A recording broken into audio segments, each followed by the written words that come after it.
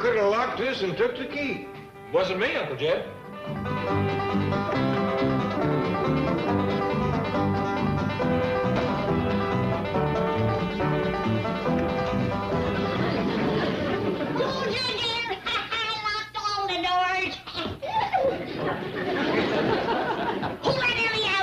Ellie did. Head her off, Jed! Chase her back this way! Might need your help, Jethro. Yes, Granny. Grab her and hold her, Jethro. Yes, sir, Uncle Jed. Let me go! Jethro, I didn't mean Granny. Oh, I'm sorry. You hollered hold her, and she was the only her here to hold. Let me catch her. I'm gonna kick and break that young'un if it's the last thing I ever do. All right, Jethro, you go through the pantry. Granny, you go around back. I'll circle the house and see she don't get out the front door.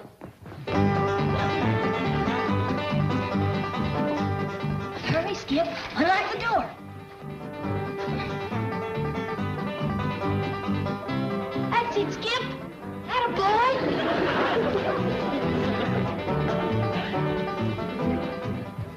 Come on, Skip. Turn the key. I got the trap now. Hurry, Skip.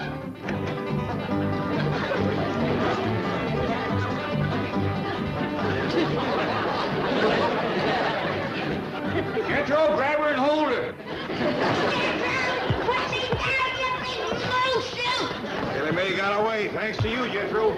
Yeah, you're welcome, Uncle Jed, but I pretty near lost my leg doing it. She made it to the big tree, Jed.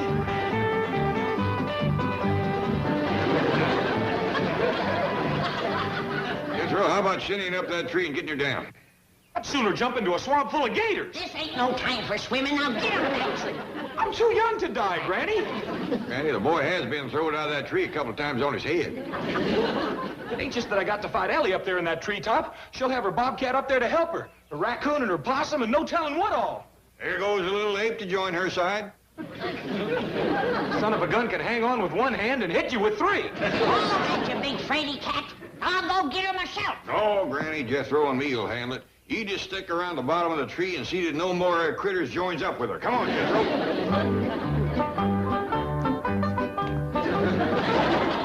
That's what you promised me, Uncle Jed. Yeah, boy, put down your hand and run. Where's Jethro? I'm gonna beat him up. You ain't gonna beat nothing but a great big batch of biscuit dough. Now you get busy and make your pa a nice pan of hot biscuits. You want hot biscuits, Paul? Well, it ain't that, Ellie. It's just that we figure you ought to be able to make biscuits for your husband. Well, I ain't got no husband. Well, we're hoping all that'll change. You see, here in Beverly Hills, the girl's got a chance to marry up with a handsome movie star. Yeah, like Tom Mix or Hoop Gibson. Well, Granny, I hear tell that they got some new ones. Miss Jane was talking about a fellow named Cary Grant. Grant? I don't think he's any relation. Now, Ellie Mae, supposing you was to marry up with Cary Grant, and old Cary looked up from the supper table and he says, Ellie Mae, honey, I'm just a honing and a pining for some hot biscuits to sop up my red-eyed gravy. What would you say to that?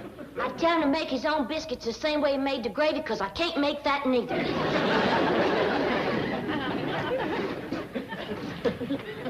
Jed, holler to the stove. I'm gonna learn her to make hot biscuits and red-eye gravy before Cary Grant comes a-courting. Grab her and hold her, Jethro! Last time I'm gonna do this for you, Uncle Jed. A fella can take only so much punishment.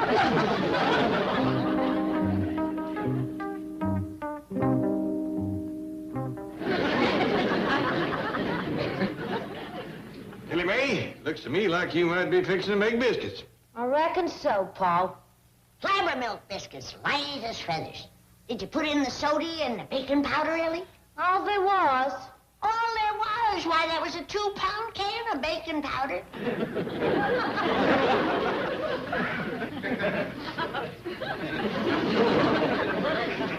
I don't want to worry nobody, but that clump of dough just took a deep breath.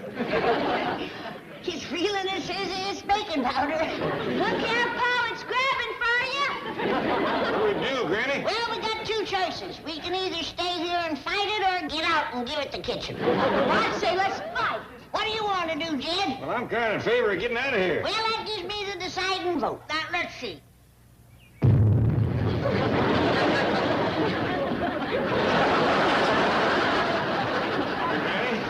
I kind of think we're going to have to find another way to get Ellie ready for court. Not me! Well, before we do anything, we gotta catch her. She's headed right for the Drysdales. Well, come on. Jethro!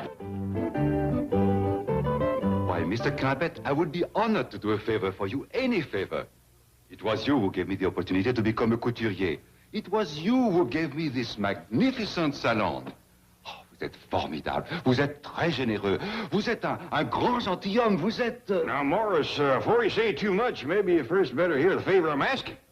Commandez-moi. Well, Ask me anything. Oh, well, it's about my daughter, Ellie Mae. Ah, Ellie Mae. Très ravissante. Yeah. Your daughter is beautiful. Oh, yeah, kind of high-spirited, though. Matter of fact, Granny has given up the idea of kitchen breaking her. We figure we're going to have to get her husband city style. City style? Yeah, with good looks, polite manners, and pretty clothes. And you want me to provide the clothes? And the manners, too, I reckon. Bring her in. I will begin immediately. You sure it ain't asking too much? My pleasure, Mr. Clampett. All right. Jethro! Granny! Bring her in! You best stand back, Morris. She's a mite snappish when she's first unwrapped.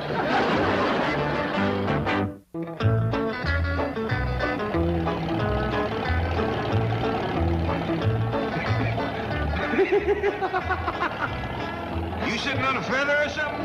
No, sir, Uncle Jed. I'm just thinking about what that dress shop is going to look like when Ellie Mae gets done bouncing that Frenchman off the wall. She's going to turn that dude every way but loose. Ellie Mae don't balk at wearing pretty dresses. She done herself right proud in that style show, didn't she, Granny? Yeah, but I still say we should have hobbled her to the stove and learned her to cook. It ain't fitting for a girl to get married if she can't cook. Well, I was talking to Morris about that. He says cooking ain't too important. Especially if Ellie was to marry up with a big movie star like Cary Grant. That don't make sense. You mean to tell me if Cary Grant comes home at night after working hard riding and roping and fighting them rustlers that he ain't gonna be hungry? Well, now, Morris says that some of them big movie stars hired folks to do nothing but fix victuals. Go on. Full-time hired hand just to cook for him? Are those folks made of money? Well, a big star like Cary Grant must make a tolerable living. Hey, Uncle Jed, you know something? I think I'm going to be a movie star instead of a scientist or a brain surgeon. I'd sure like to have somebody cooking for me full-time. What do you think I do? Well, Jethro, if your cousin Ellie Mae marries up with Cary Grant, maybe he'll learn you the movie starring trade. Tickety dog, I sure hope Ellie gets him then. Well, don't hold your breath. I still say if Ellie can't cook, no man would look at her twice.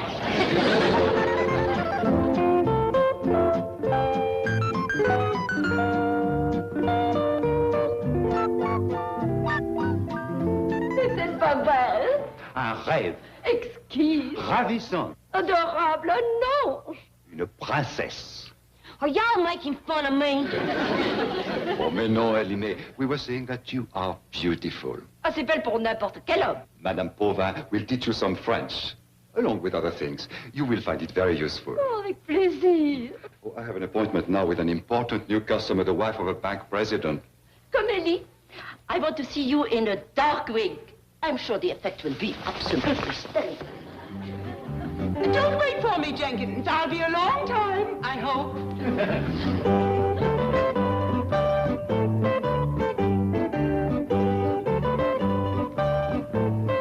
Bonjour, madame. I'm Mrs. Milburn Drysdale. I have an appointment with Maurice. I am Maurice. Oh, this is a thrill. I hear your gowns can make any woman beautiful. In your case, madame, it is you who will make my gown beautiful. Champagne? I'd better not. The very atmosphere is intoxicating. What I do need, Maurice, is something perfectly exquisite to take my mind off those dreadful hillbillies. Hillbillies? I won't bore you with the story. I only wish my husband could operate his bank as you do your salon and exclude undesirable peasants like the Clampetts. Did you say the Clampetts? Oh, don't worry. They'll never come here. They dress in the most outrageous clothing you've ever... Who is she? Who, madame? That divine creature who just...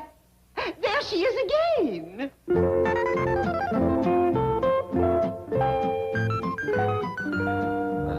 She's a customer. But she must be someone famous. Is she a movie star? No, madame. Who then? Tell me. If I did, you would not believe me. Royalty. I should have known. She has that unmistakable regal bearing. Oh, please, Maurice, tell me who she is. I am sorry, Madame Drysdale, but we cannot reveal the identity of the young lady you have just seen. Pardon, monsieur. Téléphone. Excusez-moi.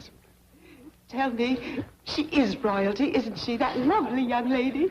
Well, I can truthfully say that I did hear Monsieur Maurice refer to her as a princess. I knew it. This is just too thrilling. Chief, are you sure you're doing the wise thing? Are you kidding? My wife told the chauffeur to wait. She'd hoped she'd be a long time. In this kind of a shop, she can break me. Madame will notice the striking beauty of this gown, matched by her own striking beauty. The motif is classic, the material is velvet, and the design is, of course, original. And the price is, of course, outrageous. Milburn, how utterly vulgar. How much is it? Maurice, you see what association with the wrong people has done to him? Pardonnez-moi. Certainement, madame. Milburn, you... Oh, just being here is a privilege.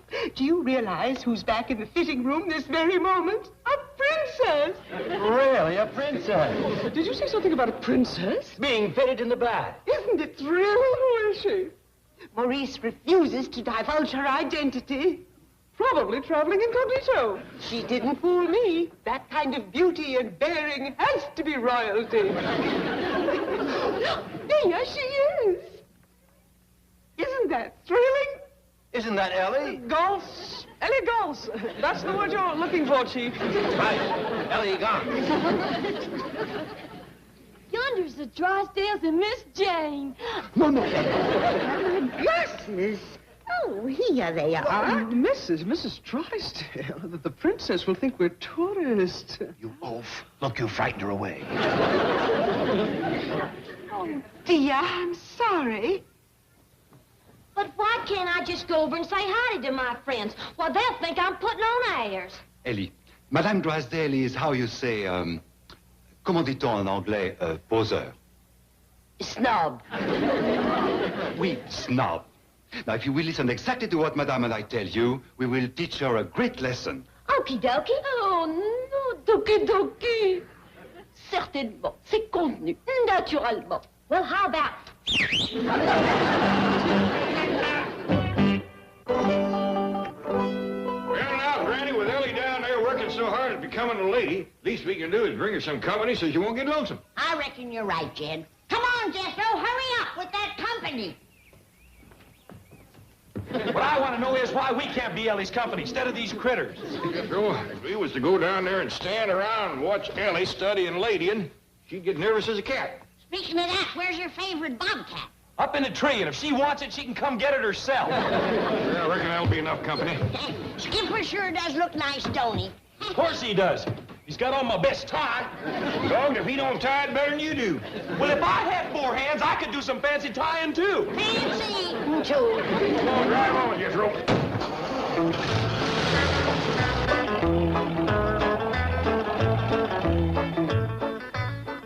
Milburn, you bourgeois banker. How can you just sit there when we may be about to meet royalty? I have tremendous self-control. What did you find out? Who is she? Where is she from? Is she really a princess? Can I meet her? Did you speak to her? Drysdale, please. She has agreed to allow you to be presented to her. Oh, marvelous! However, her identity must remain a secret. I understand. International intrigue and all that sort of thing. And she will speak to you only through her interpreter. Oh, I must call a special meeting of my bridge club and tell them of this.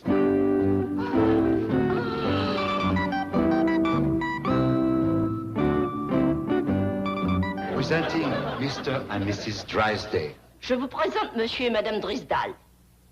Enchanté. Is the princess, that is Her Highness, staying at Beverly Hills long? Madame interprétée. Votre Altesse restera-t-elle à Beverly Hills longtemps? Enchanté. Yes. Come, Your Highness.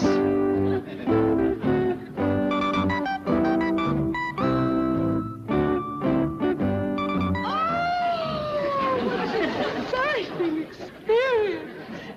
You see, Milburn, that is real quality. The product of generations of breeding and culture. She represents something that mere money cannot buy. I agree. Me too. Staying in Beverly Hills for a while. Perhaps we can persuade the princess to appear at our huge party. What huge party? The one we're giving for the princess. Now, Margaret. Hathaway, you're very clever at arranging these things. Do speak to her interpreter. Enchanté.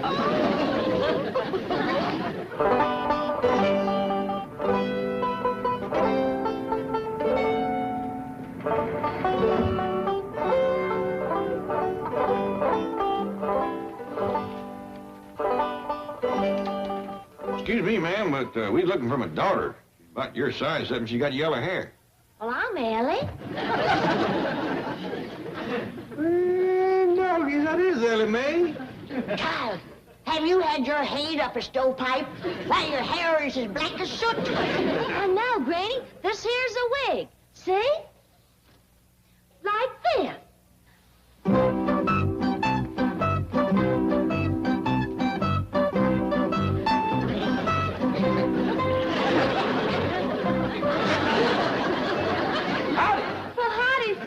Sure is good to see you. You too, Jethro. Thanks. Oh, good. The entire royal family is here. Mrs. Drysdale would like to give a huge party for Ellie Mae. Mrs. Drysdale? She was mad at us this morning. Yeah, we was chasing Ellie, and we cut across her outdoor card parlor, and she got awful riled at us. Come in throwing things at us. Little sandwiches. They was good, too.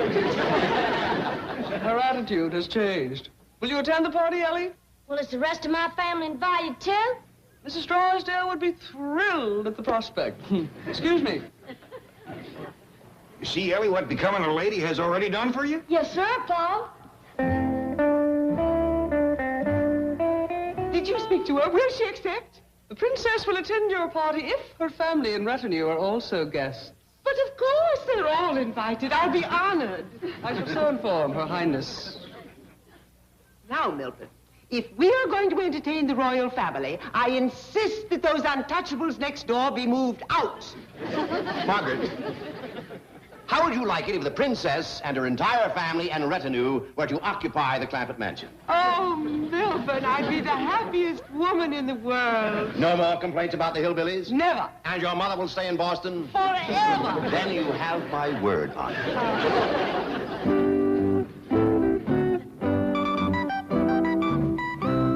Her Highness is pleased to accept. Your Highness. Oh, Miss Drysdale, now that you ain't mad at us no more, we can just cut out all this foolishness of bowing and French talk. We're right obliged for the party invite. Hope you have some more of them little sandwiches you was throwing at us. What's the matter, Miss Drysdale? You got a stomach ache? Reckon she's ailing, all right. Oh, going all right. Sorry, Miss Drysdale calling off that party. Been a good chance for Ellie Mae to meet some fellas. Don't you worry about Ellie Mae. She's gonna get a husband the right way. Baking and cooking. Oh, you got to stirring up biscuits again? No, this time it's my homemade bread. How you doing, Ellie Mae? All right, I reckon. Have you put in the yeast, girl? Oh, there was. All there was. Why, that was a 2-quart crock. Reckon I'd best get this outside before it gets out of control. Open the door, Ellie Mae. Best throw the blanket over it, Granny. We don't want to be scraping it off the walls again.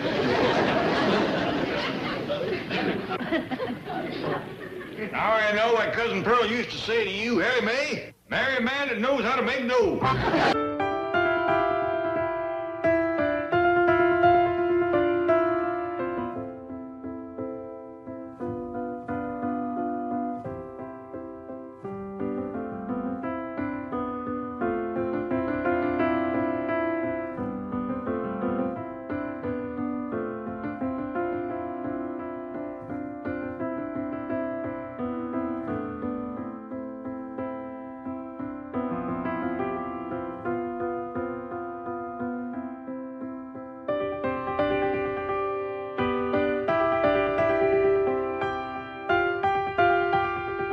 Incorporated. It has a nice sound to it.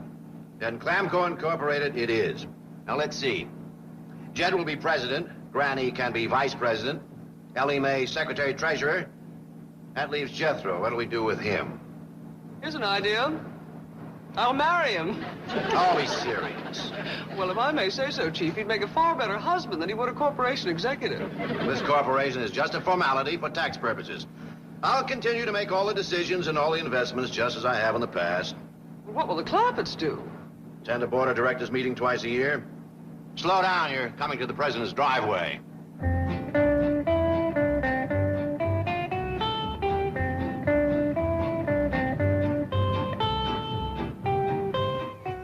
Head her off, Duke. Ellie Mae, you come back here and put on a dress. Oh, howdy, folks. Be right with you directly. Head her off, Duke.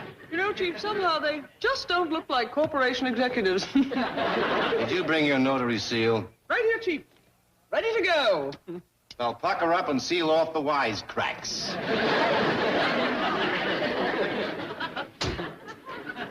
Oh, hi, Miss Jane. Mr. Drysdale. Hello, Jethro. You just missed Jed. He's out shagging Ellie. Yes, we saw them. Well, come in and have a cup of coffee whilst you're waiting. Oh, thank you. Good to see you, Mr. Drysdale. I'm sorry I couldn't stop before. Quite all right. Did you catch Ellie Mae? No, but Duke's got a tree. Quick as I get my second wind, I'll climb up there and fetch her down. Well, now, if you can take a little time away from treeing your daughter, I'd like you to become president of Clamco. Oh, no, thanks, Mr. Drysdale. I ain't much of politics. Politics? Besides, I don't even recollect where Clamco is. You, Granny? I think it's down in Pike County, Jed, near Flat Rock. No. Clamco is right here in Beverly Hills. Well, now, you best forget it for sure, because folks out here never vote for me for president. Jed ain't fancy enough for city folks. And if it comes to making speeches, I'd be plumb pitiful. Mr. Clampett, you don't have to win an election. Clamco is a corporation, and you are its president by virtue of being the majority stockholder. Here they are. Sit down, Granny. Jethro? You too, Miss Hathaway.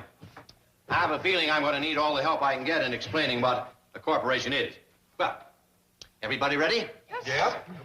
Very well. Start explaining, Miss Hathaway.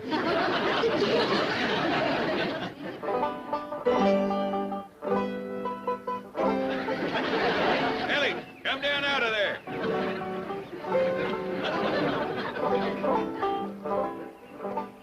Now, Ellie Mae, it just don't seem fitting for the president of a big corporation to have to get his secretary out of a tree. Who are you talking about? I'm talking about you and me. Now, come on down here and I'll tell you more.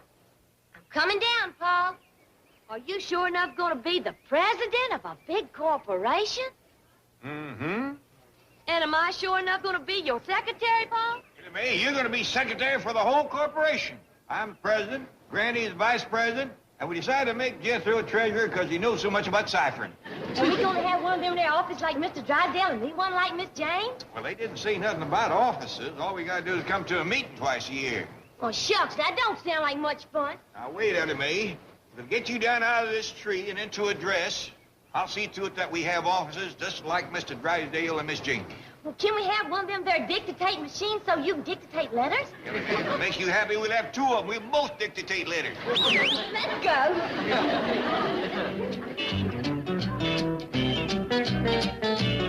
Thanks for the lunch, Fleming. See you later. Your messages, Chief. This one I think is the most important. Who wants an office? President of Clamco Incorporated. And not just an office, but a suite of offices with 2 dictation machines, 1 typewriter for the secretary. I can read. Pencils and plenty of ciphering paper for the treasurer. Jethro, A swiveling rocking chair? For Vice President Granny. Now, I have checked the building. We could give them the penthouse executive suite. Are you out of your mind? That rent's for $2,500 a month. Besides, they don't need offices. President Clampett seems to think they do. Well, he'll just have to be talked out of it, and I'll get him on the phone.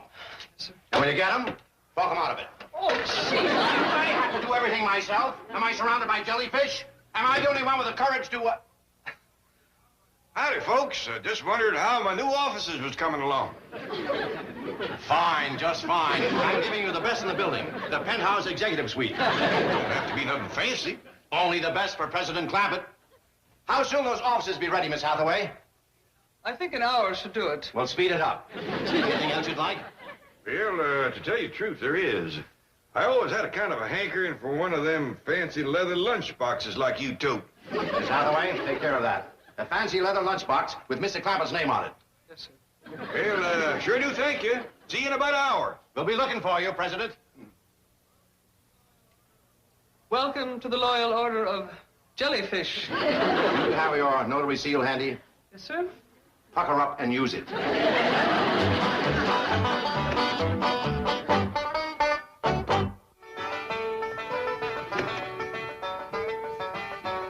Granny, you are gussied up to a fare thee well. Don't you forget it, boy. I am the vice president of a big corporation. Yes, ma'am. Confidentially, Jethro, what does a vice president do? I ain't sure. Reckon we'll find out when we get down to the office. I reckon. What's that? Well, I don't know. Fella just delivered it for Uncle Jed.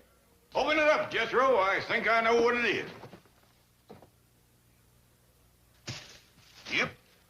It's my new fancy leather lunchbox. You got my name on it. Oh, we ain't that a dandy. Sure is pretty. How'd I look? You look like a big, important corporation president. That's a fact, Jed. You just fill that lunchbox with ham hocks and black-eyed peas and chitlins, and you can hold your own with any of them. We ought to be getting down to the office. Jethro, you ready to commence treasuring? Yes, sir. I'm going to cipher up a storm. I even borrowed a geometry book. What's geometry? Oh, it's clean other side of arithmetic. It's so deep, even I don't understand it for sure. Well, you can study up on it, Granny. You all set to Vice President? Soon as I know what that is, yeah. Well, here comes our secretary. She looks like she's dressed for a dance. Don't say. Leastways, she's wearing a dress and acting like a lady.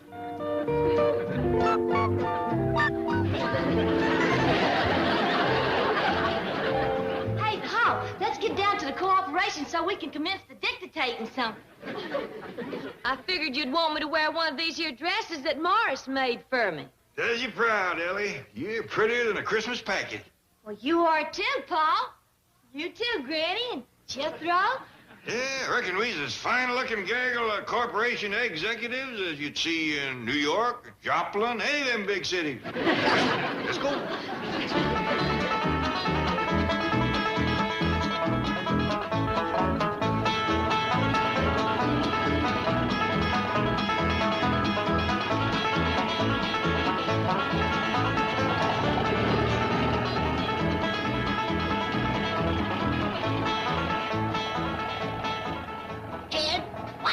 People stopping and staring at us. Well, Granny, I reckon it ain't every day the folks along Wilshire Boulevard gets to look at a whole corporation in one bunch like this. Well,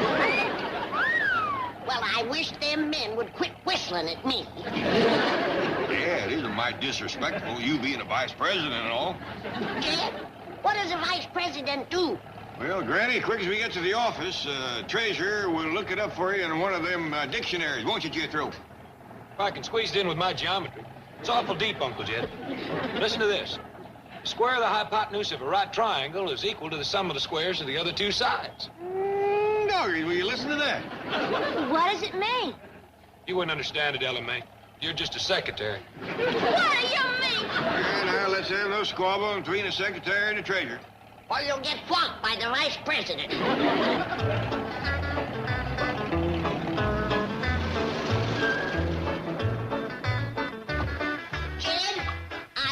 Forgot to fill your leather lunchbox with victuals. Oh, I'm just toting for practice, Granny. Well, whereabouts is our offices, Pa? Paul? Well, Mr. Drysdale's giving us what they call a penthouse. What's a penthouse? I reckon we'll find out directly. Come on, everybody.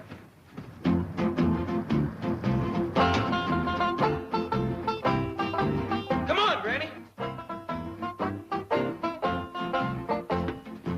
If this is a penthouse, you can have it. Come on back, Granny. Granny! Now, Jed, I ain't a-going. You come on back. I ain't a-going in there, Jed. It ain't big enough for us. There's no windows in it. We'll suffocate. Granny, this ain't the penthouse. This here is an elevator. This is how you get to the penthouse. Hell out, this thing grabbed me. Let go of me, you want to revive me, you. That's your back, Jethro. Jethro! You put down, you big lubbit. Put me down. I ain't going in here. Come on in, Granny. It's all right. I changed my mind. I don't want to be no vice president. I want to go home. We won't let nothing happen to you, Granny. You see, Ellie Mae ain't scared. That thing didn't grab her. Set her It down. grabbed me. Set her down, Jethro. It's moving.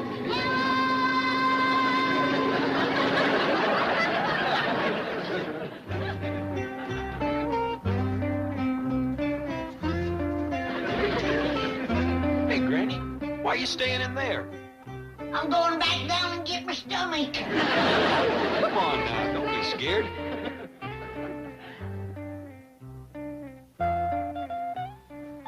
What's Clamco Inc., Paul? Well, Clampco's the name of our corporation. Is we gonna make ink?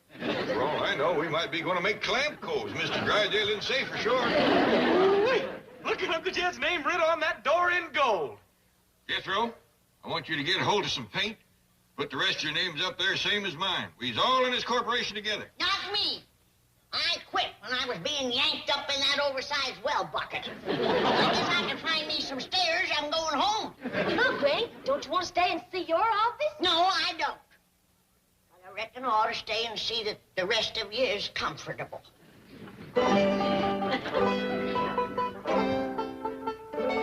See, this here's my desk. See, I got my name on it. No, there's your dictating machine. Dictating something, Paul. Well, quick as we get settled and go to corporate, and I'll do that. Hey, Granny, look at here. Vice President Granny. Well, Jethro, Granny says she's done quit. Now, when you take her home, you bring back a can of turps and wash her name off its door. Yes, sir. Now, just a doggone minute. Who's higher up? Vice President or Treasurer? Vice President, I reckon. Well, then there ain't gonna be no treasurer washing off no vice president from no door. Hey, Jethro, come see your office. Got your name on the door and everything. Hot diggity dog. Can't blame you for feeling proud, boy. Here you are, treasurer of a big corporation, not even out of the 6th grade. Well, I'm going to work hard, Uncle Jed. Folks ain't going to say I'm a success just because I'm your nephew. That's the spirit, boy. Get in there and get the treasurer. Yes, sir. Hey, Paul, wait till you see your office. It's a yellow speckled doozy. Private? That means can't nobody come in and bother you. Yeah, let's get that off of there right away. Can't do business without folks can come in and talk to me. Ain't this something, Paul? Sure enough is. Well, there's room in here for all of us. We don't need them other offices. Well, maybe when business gets to going, we'll need them. Sure wish Mr. Drysdale would tell us what kind of business we're in. We're up high enough to be in the roofing business. Look down yonder. That's a long jump.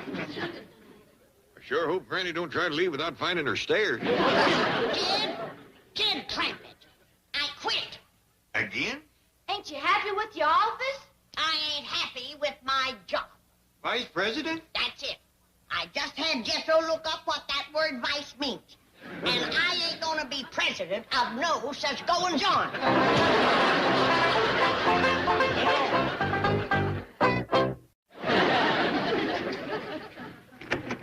Uncle Jed, I couldn't find no turps, but I got some of that gold paint. Mr. Whitland, Jed. Oh, wait, I got an idea. Hold down this half of your Granny. We have this fixed in no time, Granny.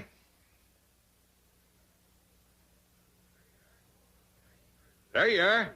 Nice president. Enemy, you call Mr. Drysdale.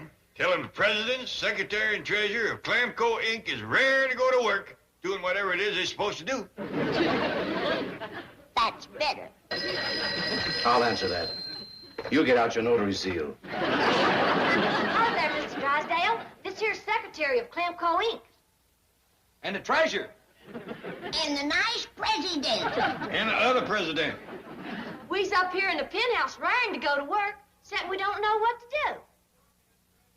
We'd like to talk to you, Mr. Drydale. He says it ain't time yet for a meeting of the board. Tell him we get bored quicker than city folks. Yes.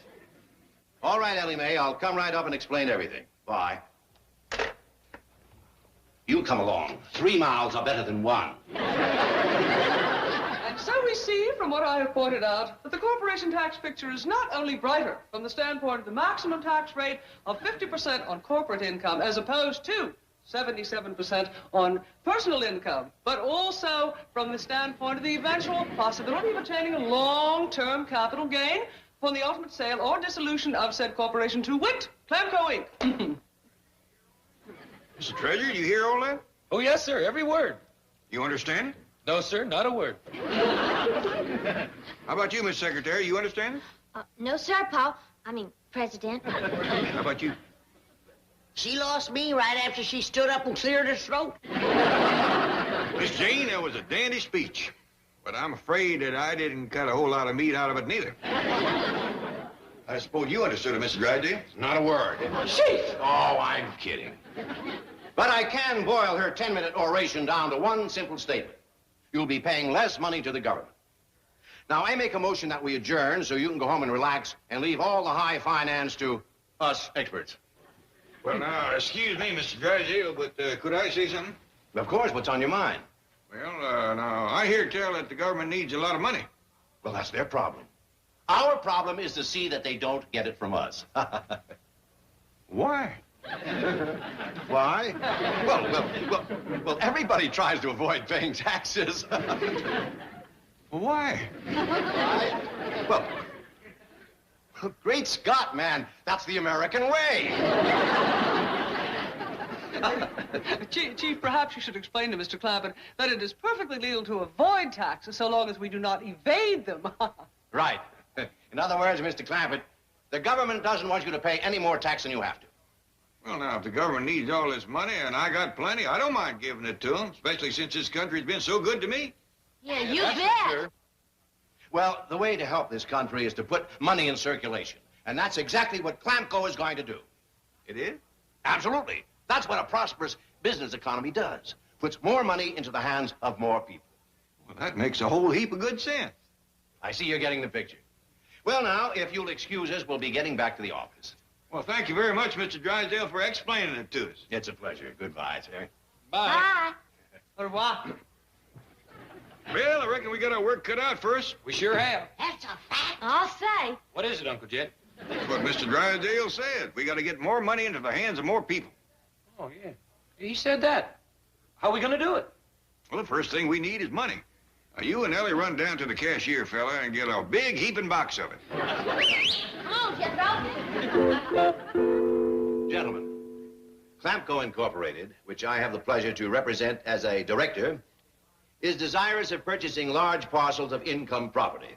Hotels, apartment buildings, commercial property in your area. We have unlimited capital and we... Great Scott! Money! Falling from the sky, look! Chief, I hate to say this, but I think it's coming from the penthouse. Oh, no. They wouldn't. They couldn't. They would, they couldn't. They are! Fistful of five, 3 more 20s. Couple of hundred. Hey, wait a minute. Hold on, Uncle Jed. I can't treasure as fast as you're throwing it out. Don't worry about it, Jethro. Okay.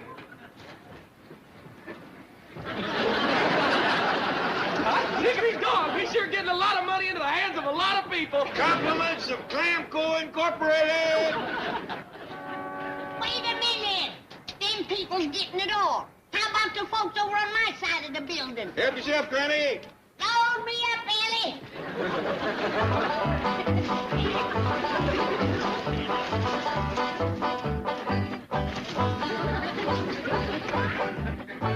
Granny, what's going on up here? Prosperous economy. Come help me with my side of the building. wait. Granny, stop. You cannot throw money out the window. Not till I get some more. Here's some more, Granny. Step aside, everybody. Grass picking up real good. Another box of money, Jethro. Get bigger bills. It makes them much happier.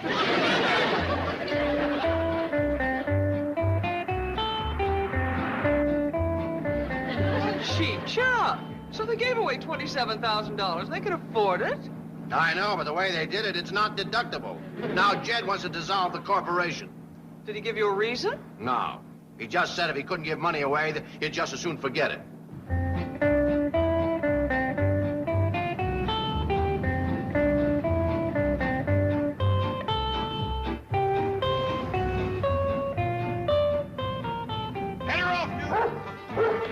Come back here and put on a dress. Howdy, folks. Be with you directly. Head her up, Duke. Ellie, come down out of there. I ain't gonna do it, Paul. Well, Chief, if I may venture an observation, it looks as though Clampco Incorporated is up a tree. Here's your notary seal.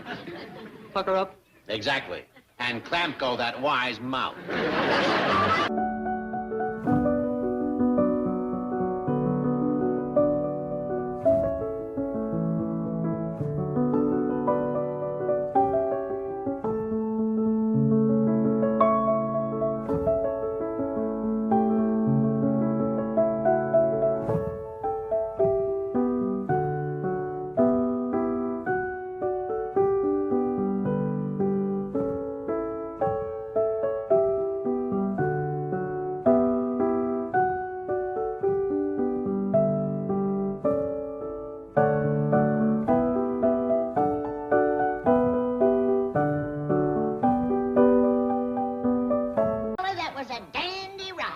Thank you. Thank you for picking me up. These shoes were just killing my feet. Ain't broke in good yet. Well, I could see you was limping when you flagged me down. Putting your wave my arm out before you stop. Well, I'm used to spotting people who need a lift. I do that all day. Oh, what a fine thing. You must be a nice man. Come on in and meet my family. No thanks, lady. I gotta get going. Oh, don't be in a hurry. Ain't near as late as you think. That clock of yours is way fast. Uh-oh. You stopped altogether now. Are you talking about that? Yeah. See, it says 6:30 and it's barely noon. You better get that thing fixed. It's probably a busted mainspring. Lady, that means $6.30. Oh, then forget it. You can get a new clock for that. Thanks again. Goodbye. Hey, but, lady, what about the fare? Are you asking me? I sure am. Well, now, ain't that nice? Wait till I tell Jed.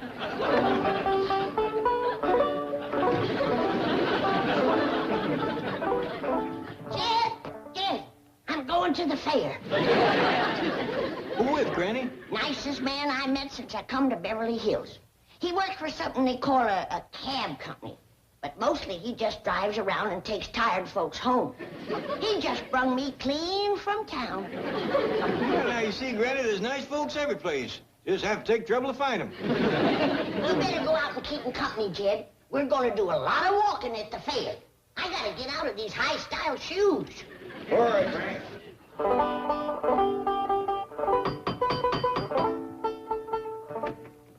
Oh, howdy there. Come in, come in. Reckon you're the young fellow that brought Granny home. My name's Jed Clampett. Oh, hi.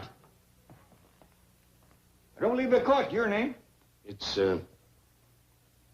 Burton. Burton, huh? What's your first name? Richard. Mr. Burton. Dick Burton? That's right, and my wife's name is Elizabeth. Well, doggy, Liz and Dick Burton. You know there's another Liz and Dick Burton? No. Yeah, run a feed store back home. Feed store? Been running it for 40 years. Back home, whenever anybody thinks of hogwash, they just naturally think of Liz and Dick.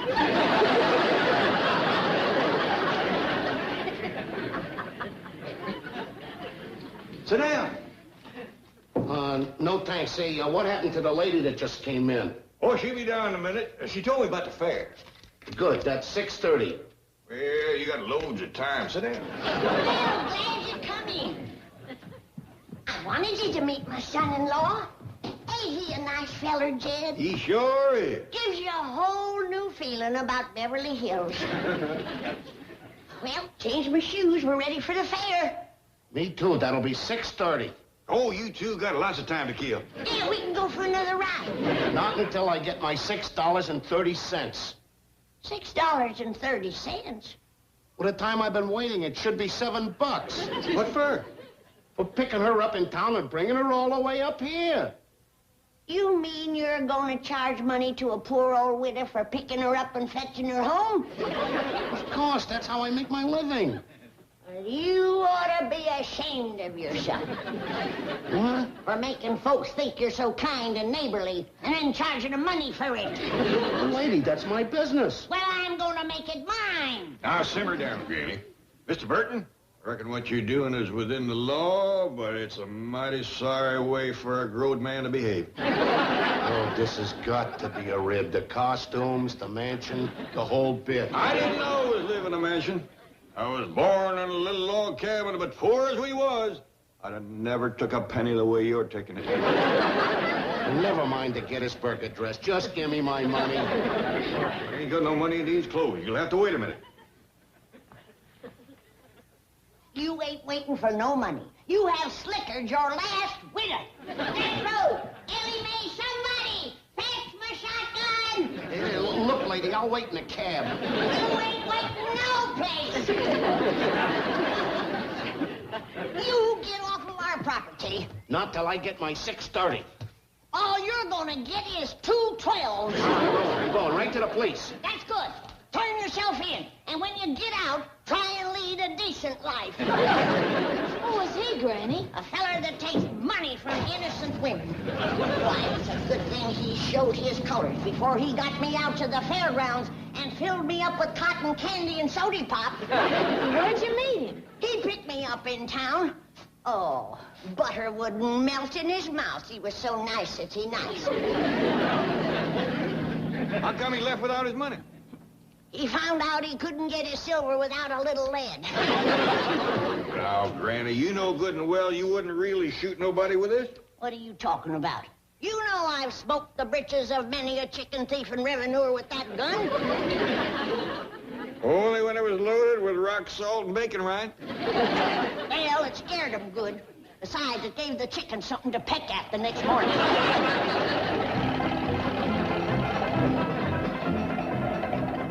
Jethro, you're just the rascal I'm looking for. Oh, what'd I do now? Nothing.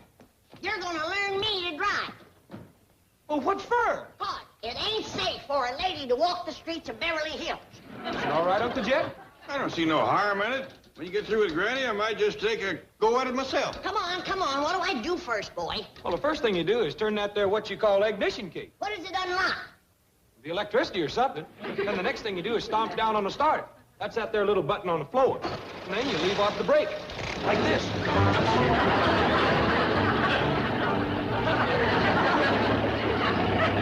Doggy, she learned quick, didn't she? She ain't learned yet. She had that thing in gear. Hey, Granny, step on the brake! Jethro, instead of standing there yelling, maybe you better cut across and catch her before she gets out the gate. Yes, sir, Uncle Jim.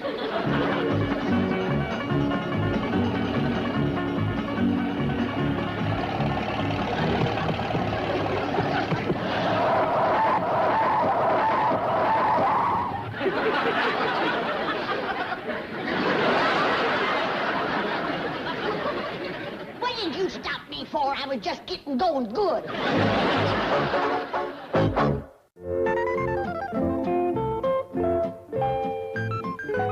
Yes, sir, Ellie Mae, you're gonna make some man mighty. I wish you'd look at that. I ain't seen one of them in years. Well, turn to it, Paul. You bet I will. See, this is an extra big one, Ellie. How about you having some? Oh, no, sir. This is all for you, Paul. Good.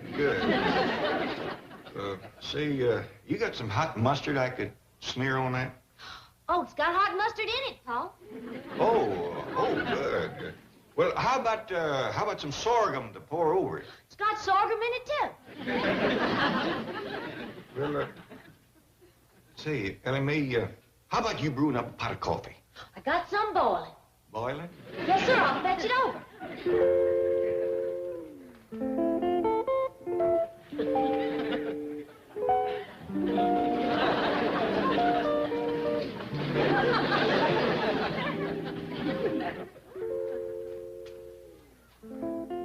Eat it while it's hot, Paul. When it gets cool, it gets kind of tough.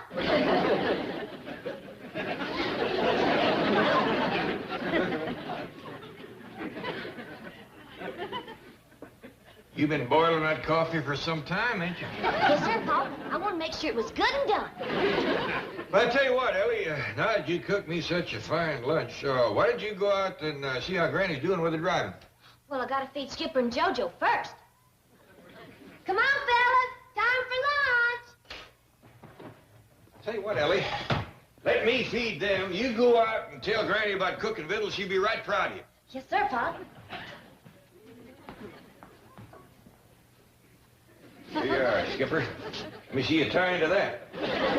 Are you learning to drive, Granny? Been driving for a half hour, nothing to it. Well, let's see you do some. Plain or fancy?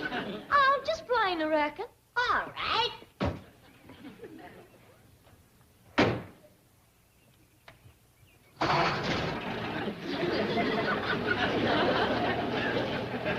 Oh, your wheel ain't touching, Granny. Just a minute.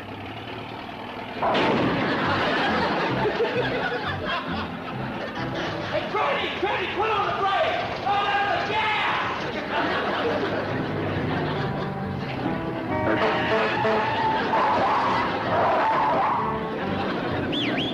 I can't wait to see her fancy driving.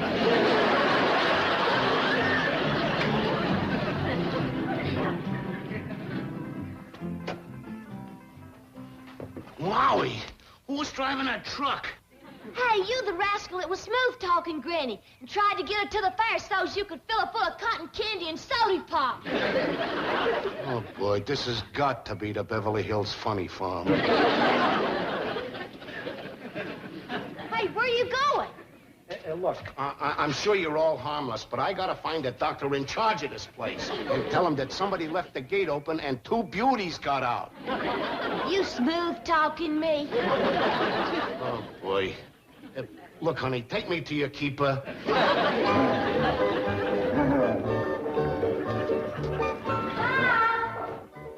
Quick, fellas. Take the tug-of-war outside. We don't want to discourage Ellie.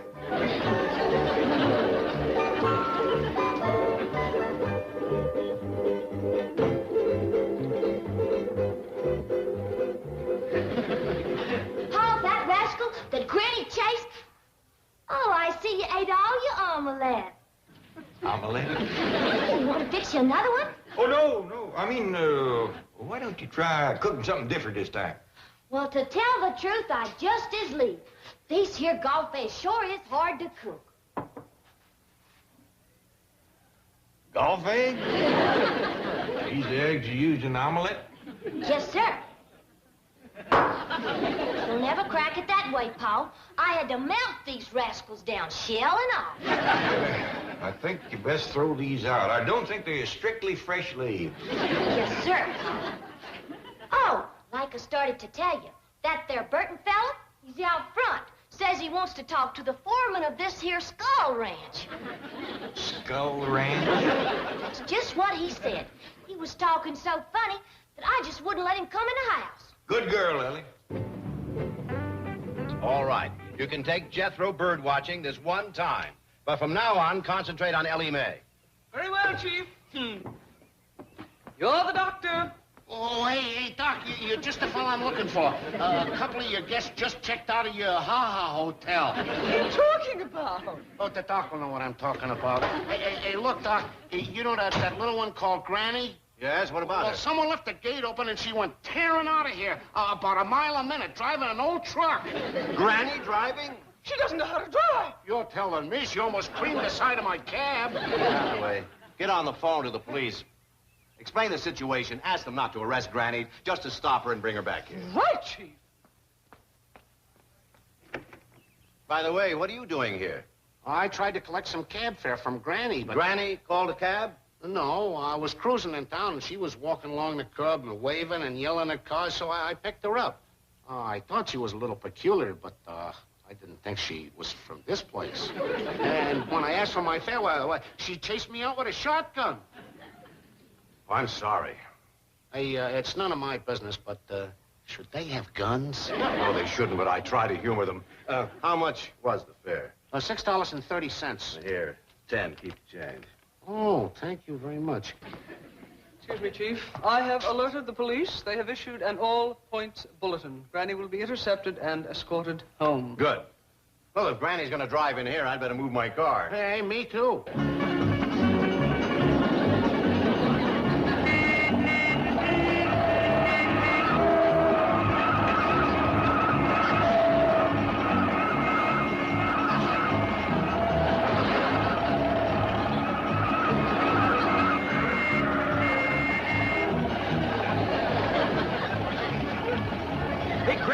Went past another red light. Don't worry about passing them red lights. He's catching up with us.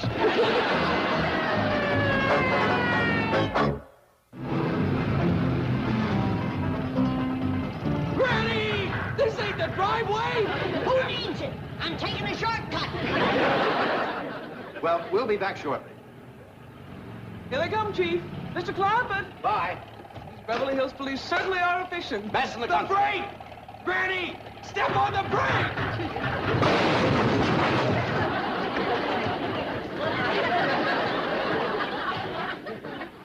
Jethro, you ought to learn your granny to park out front like you do.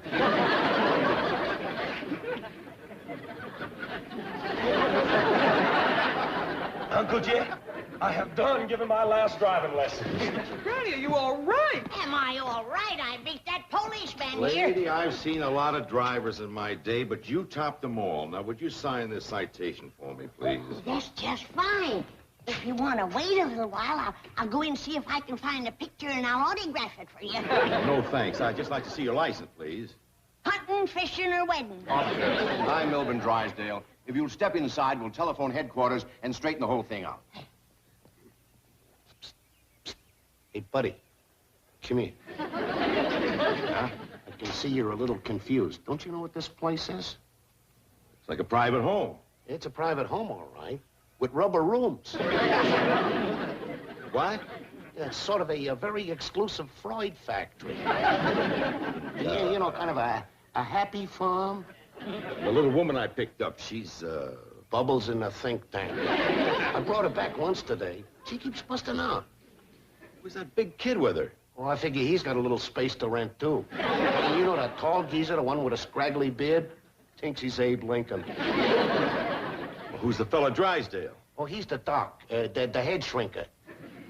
Thanks, I'm glad you told me.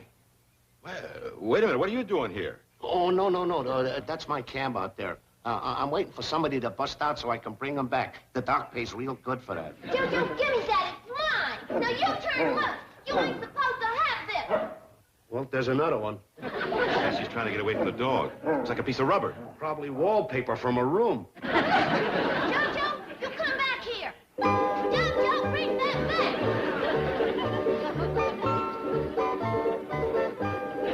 Well, there's another $15. See you later.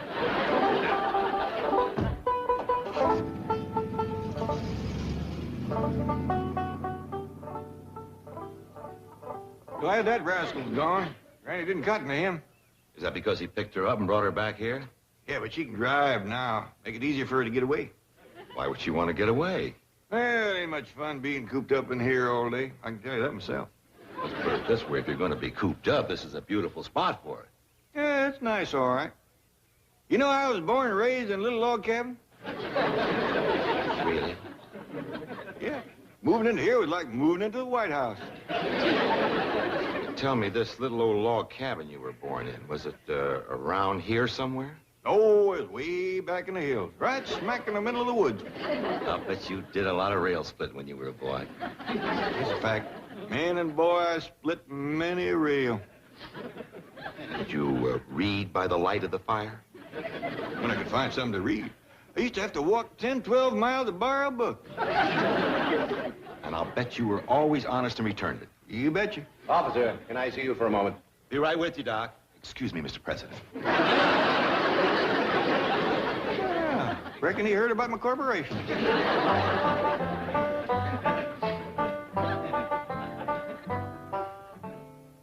I spoke to the captain. I gave him my assurance that Granny would do no more driving. He said to tell you that everything is squared away, okay? Oh, well, all right, whatever you say. You're the doctor.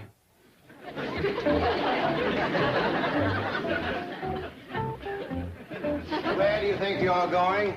Bird watching. You promised I could take Jethro. Well, all right, go ahead.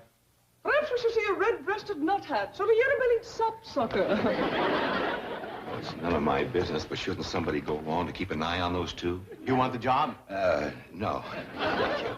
But there is something. You know, I've never been in a place like this. Could I go upstairs and look around? Sure, if you'd like to, go ahead.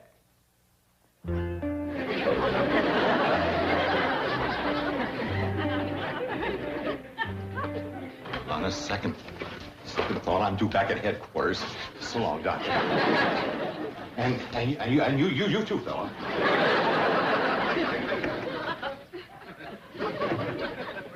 Excuse me, Mr. President, but I gotta get out of here.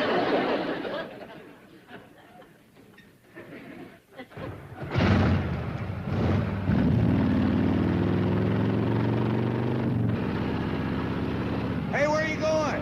I'm taking the shortcut. Like Granny opened up a new road.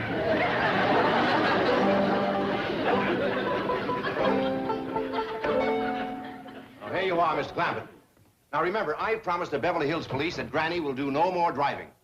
I'll do my best, Mr. Drysdale, but that's a mighty muley little woman, and she has took quite a shine to driving. Well, we've got to see to it that... Granny! She must have snuck around the house. We've got to stop her. Relax, Mr. Drysdale. It ain't Granny driving.